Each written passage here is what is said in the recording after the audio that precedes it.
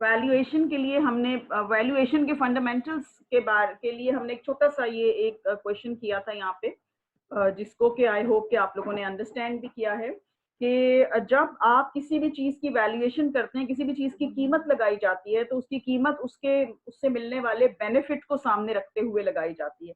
अब जैसे यहाँ पर ये गाड़ी की वैल्यूएशन की गई कि आज इनको ये गाड़ी मैक्सिमम कितने की खरीदनी चाहिए, तो मैक्सिमम हमारे पास वैल्यू आई, हमने जो उससे मिल रहा था बेनिफिट, हमने उसकी प्रेजेंट वैल्यू कैलकुलेट की कि आज की डेट में जो मिलने वाला बेनिफिट है उसकी क्या वैल्यू है, और उसके मुताबिक हमारे सामने इसकी वैल्यू आई कि हमें मैक्सिमम जो है इन्होंने ये क्वेश्चन था ना, what is the maximum price you would be willing to pay to acquire the car, इसका जवाब क्या है 8789.4। एक्सप्लेन, अगला बात इन्होंने बोली थी एक्सप्लेन करें अपने आंसर को, तो एक्सप्लेनेशन यहाँ नीचे दिया हुआ है। The maximum price you should be willing to pay for the car is 8,789. Since if you pay more than that amount, you would be receiving less than your required 6% return. Now 6% is required rate of return. ठीक है, तो I hope आपने अभी तक इन चीजों को understand किया। अब हम जा रहे हैं बॉन्ड वैल्यूएशन के ऊपर। अब यहाँ पर ना जो फॉर्मूला है वो हमने केडी के साथ लिखा है। केडी का वर्ड इसलिए लिखा है कि थोड़ा सा आप उसके साथ जो है वो आप लोग कंफर्टेबल हो जाएं। Present value of bond, bond जो होता है ना उससे जो हम लोगों को वैल्यू मिल रही होती है, जब उसकी वैल्यूएशन हम लोग करते हैं तो हम पहले ये देखते हैं कि हमें उससे बेनिफिट क्या मिलना है। तो अभी हमने जैसे आपको बताया कि बॉन्ड से हमें दो बेनिफिट, बॉन्ड से भी हमें दो बेनिफिट मिलते हैं। एक हमें सूद मिलता है जितनी उसकी लाइफ है उसके मुताबिक, और उसके साथ साथ हमें जो अगली चीज मिलती है उससे वो ये कि जब उसका टाइम ऑफ मेच्योरिटी होता है उस पर हमें उसकी फेस वैल्यू भी वापस मिल जाती है। तो बी नॉट इज कि इस वक्त टाइम जीरो पे बॉन्ड की क्या वैल्यू है, ठीक है ना। जीरो का मतलब क्या है, टाइम जीरो, और बी का मतलब बॉन्ड, बॉन्ड की value at time zero. B zero जो है ना वो इस चीज को इंडिकेट कर रहे हैं। इसका फॉर्मूला क्या है, देखिए इसके फॉर्मूला के अंदर ना ये दो हिस्से हैं। एक हिस्सा है ये, एक ये ब्रैकेट है प्लस के साइन से पहले, ठीक है। अब आप देखेंगे अगर तो ये जो हिस्सा है सारे का सारा, ये हिस्सा है कि ये हिस्सा है जो कि रिप्रेजेंट करता है, इंडिकेट करता है एन्युटी के प्रेजेंट वैल्यू के फॉर्मूले को, ठीक है। अब यहाँ पर लेकिन कुछ चीजें डिफरेंट है। जब हम एन्युटी का फॉर्मूला देखते हैं ना तो उसमें पीएमटी का वर्ड होता था, PMT multiply by 1 divided by आई।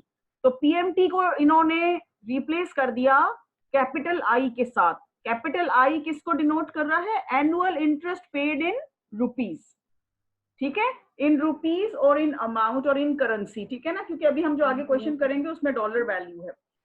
अच्छा, उसके बाद केडी किसको रिप्रेजेंट करता है, केडी रिप्रेजेंट करते हैं आई को, 1 divided by I into 1 minus 1 divided by 1 plus I, हम कहते थे यहाँ पे केडी है रेज टू पावर एन, ठीक है।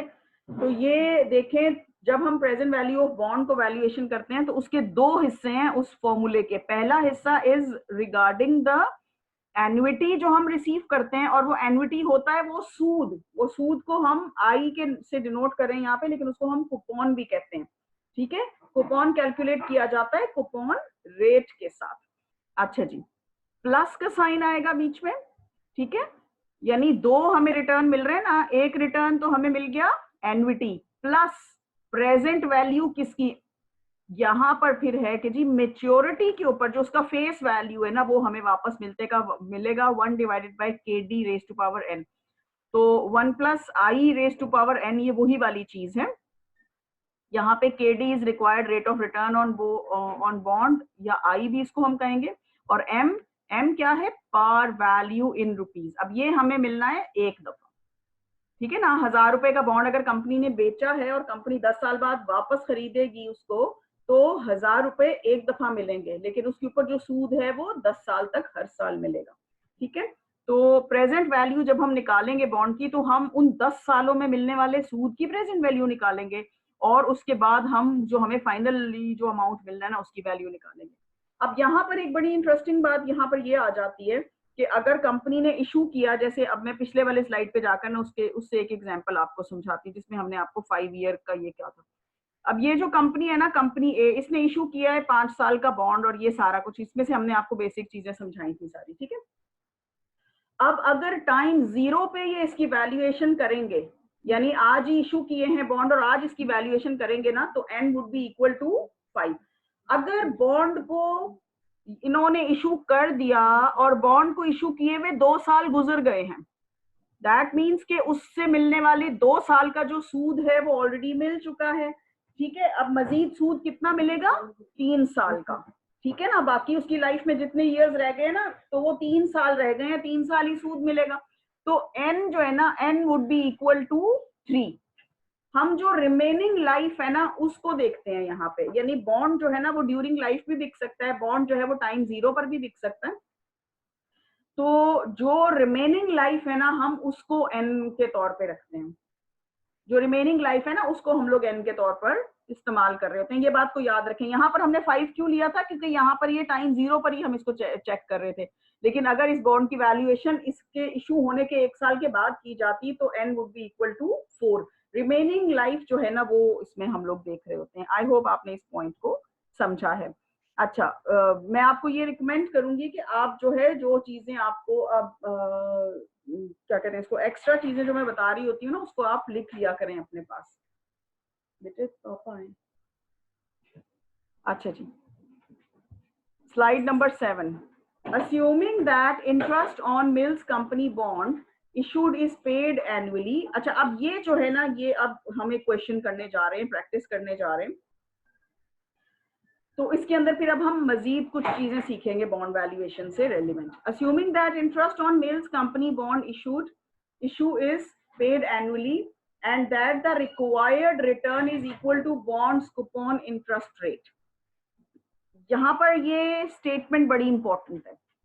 required return is KD or I is equal to bonds coupon rate।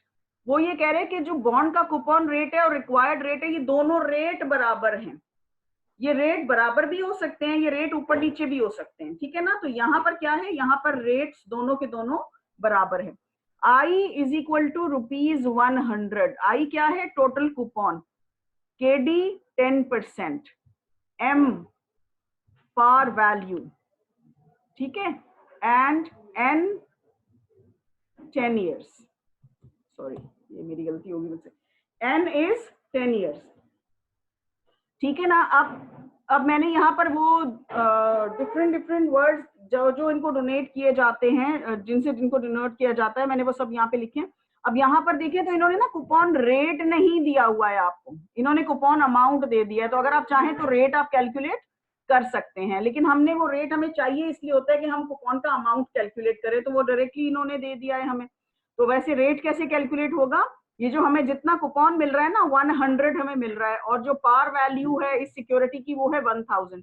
तो 100 डिवाइडेड बाय 1000 अगर हम करेंगे तो हमारे पास रेट आ जाएगा, दैट इज 0.10। और यहाँ पर एक दूसरी बात इन्होंने हमें ये भी बता दिया था कि required return is equal to bond's coupon interest rate. तो रिक्वायर्ड रेट ऑफ रिटर्न का जो रेट इन्होंने हमें दिया है, केडी जो इन्होंने हमें दिया है, दैट इज 10%। तो I would be equal to 10%। तो हमें इस तरह से स्टेटमेंट के अंदर से ही अपने आंसर्स निकालने होते हैं।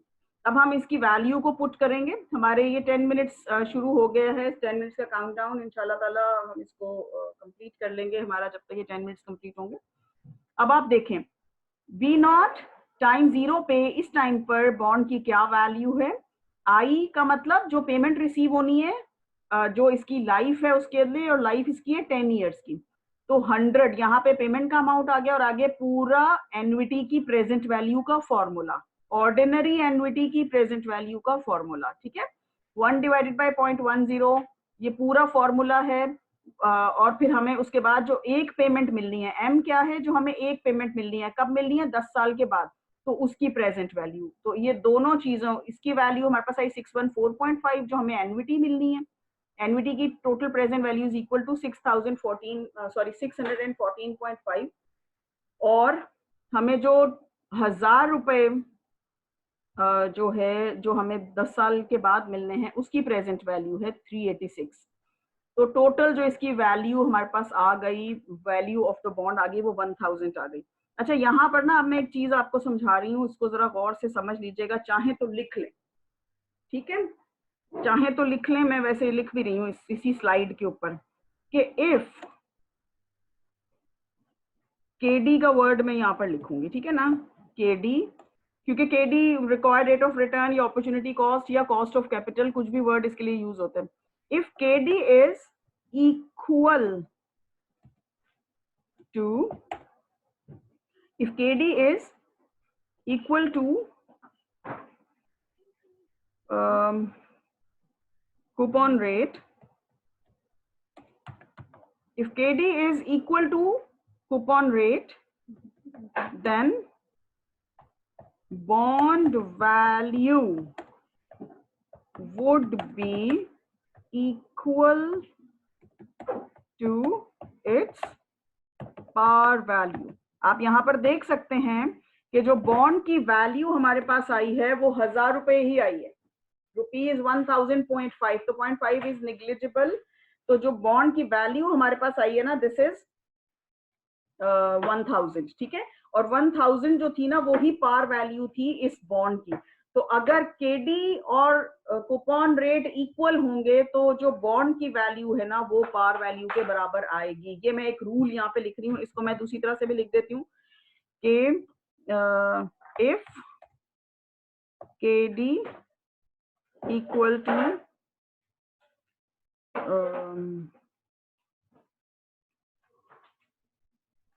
कूपन रेट को किससे डिनोट किया था इन्होंने,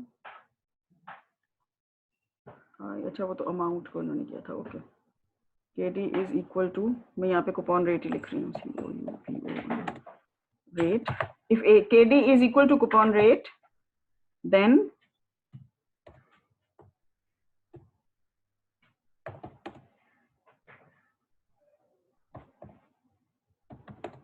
bond value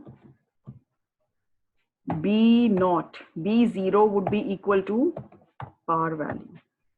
ठीक है, ये मैंने इसको इक्वेशन के फॉर्म में लिख दिया आपके पास. अगर आप उसको उससे समझना चाहें या स्टेटमेंट से समझना चाहें या इससे, तो आपको ये बात समझ में आ जाएगी. तो हम ये चीज को यहाँ पर देख सकते हैं कि जहाँ पे दोनों चीजें बराबर हो तो जो B0 है या बॉन्ड की जो वैल्यू है ना वो पार वैल्यू के बराबर आ जाती है. आई होप कि आपने इसको समझा है. अच्छा, अब हम चलते हैं नेक्स्ट उसके ऊपर.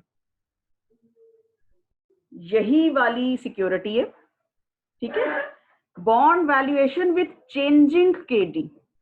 अगर केडी चेंज हो जाए, ठीक है ना, अभी हमने क्या कहा था कि वहां पे केडी बराबर था कूपन रेट के, लेकिन अगर केडी चेंज हो जाए, KD is cost of debt, ठीक है. हमारा I will answer your question in the next session, तो please write down your question और प्लीज डू योर क्वेश्चन. हो सकता है और भी बच्चों के माइंड में वही सवाल हो.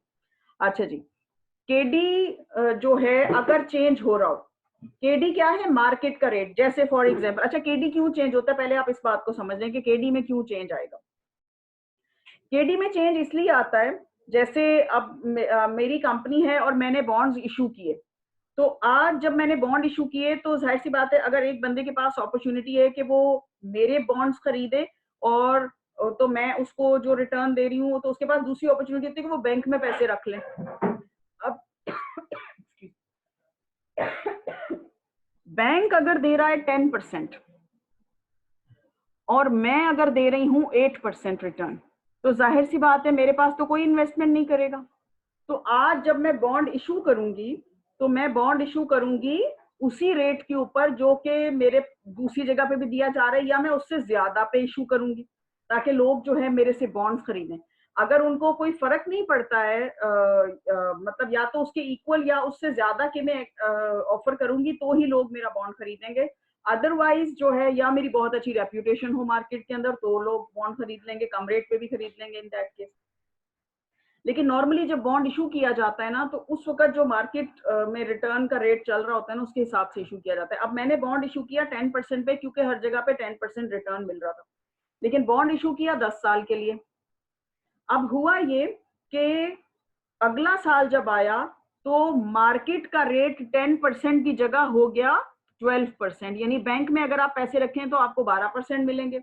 अब जिन लोगों के पास मेरा बॉन्ड है, अब मैं तो बॉन्ड वापस नहीं ले रही ना, मैं तो 10 साल के बाद लूंगी बॉन्ड वापस, तो उन्होंने जो इन्वेस्टमेंट की हुई है उनको उसी इन्वेस्टमेंट पे 10% मिल रहा है, और वही इन्वेस्टमेंट अगर वो बैंक में रखते तो उनको 12% मिलता. तो दैट मीन्स कि जो मार्केट का रिक्वायर्ड रेट ऑफ रिटर्न है ना वो तो सिमिलर नहीं रहेगा, मगर कूपन रेट जो है ना वो तो ज़ाहिर है जितनी लाइफ है बॉन्ड की उतने अरसे के लिए वो सिमिलर हो जाता है। तो market rate can increase, market rate can decrease, इसीलिए हम उसको रिक्वायर्ड रेट ऑफ रिटर्न कहते हैं। इसमें चेंजेस आ सकते हैं during the life of bond. अब हम ये पहले वाला सिनेरियो देखते हैं कि जी हमने जब बॉन्ड इशू किया था, तो बॉन्ड इशू किया था, मार्केट में रेट भी 10% चल रहा था, यानी मार्केट रेट इक्वल था हमारे कूपन रेट के, तो हमारी बॉन्ड की जो वैल्यू थी वो 1000 रुपए निकल रही थी, लोग विलिंग थे हमारे बॉन्ड के लिए 1000 रुपए देने के लिए। हमने कैसे इस वैल्यू को कैलकुलेट किया वो हमने इसकी कैलकुलेशन आपको बता दी। अब हुआ ये कि बॉन्ड की वैल्यू जो मार्केट का रेट है ना, मार्केट का रेट या मार्केट जो रिटर्न दे रही थी वो रेट हो गया 12% पे चला गया। ठीक है, यानी आप बैंक में पैसे रखें और आपको पता है वैसे भी हर कुछ अरसे के बाद आप देख रहे होते हैं कि स्टेट बैंक ऑफ पाकिस्तान जो है ना वो रिस्क फ्री रेट जो है उसको रिवाइज कर रहा होता है, बैंक्स अपने रेट्स रिवाइज कर रहे होते हैं, तो डिफरेंट कंडीशंस होती हैं, एक साल के अंदर अंदर, इवन एक महीने के अंदर अंदर जो है ना वो रेट्स रिवाइज हो जाते हैं। अब जब इशू किया था उस वक्त दोनों 10% थे, बॉन्ड की वैल्यू भी 1000 रुपए थी, और उसके बाद जो है बैंक ने इंडिकेट कर दिया कि वो 12% रिटर्न देंगे। अब आप देखें, आप लॉजिकली सोचें थोड़ा सा इसके ऊपर ना, कि बैंक दे रहा है 12%, आप दे रहे हैं 10%। अब अगर मुझे अपने बॉन्ड, मेरे पास बॉन्ड है जो 10% दे रहा है, और एक बंदे के पास, दूसरे के पास पैसे हैं, वो बैंक में रखेगा तो 12% मिलेंगे, मेरे से बॉन्ड लेगा तो 10% मिलेंगे। ठीक है, तो क्या वो मुझसे बॉन्ड 1000 रुपए का ही लेगा? वो मुझसे बॉन्ड कभी भी 1000 रुपए का परचेज नहीं करेगा, क्योंकि 1000 रुपए वो बैंक में रखेगा तो 120 रुपए मिल रहे हैं, 1000 रुपए मुझे देगा तो 100 रुपए मिलेंगे, तो 20 रुपए का नुकसान है उसको।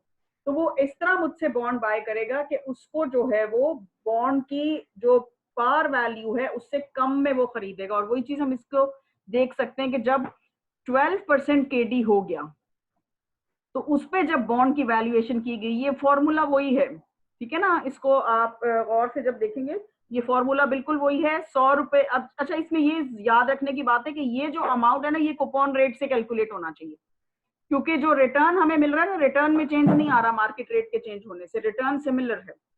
ठीक है, तो रिटर्न की जो एन्युटी है उसकी वैल्यू जब हम 12% पे उसकी वैल्यूएशन करेंगे, और फिर उसके बाद 12% पे हमें जो 1000 रुपए मिलने वाले थे उसकी वैल्यूएशन करेंगे, तो टोटल वैल्यू ऑफ जो बॉन्ड जो है ना, वो अगर मार्केट का रेट 12% हो जाता है तो वो हो जाएगी 887। This is less than par value. ठीक है, तो दैट मीन्स कि हम इसके अंदर से ये एक रूल जो है वो डिराइव कर सकते हैं। मैं यहाँ पर नीचे उसको लिख देती हूँ ताकि ये एक बात जो है वो थोड़ी सी समझ में भी आ जाए और याद भी रह जाए।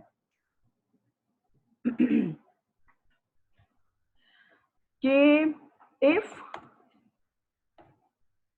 KD is more than coupon rate, then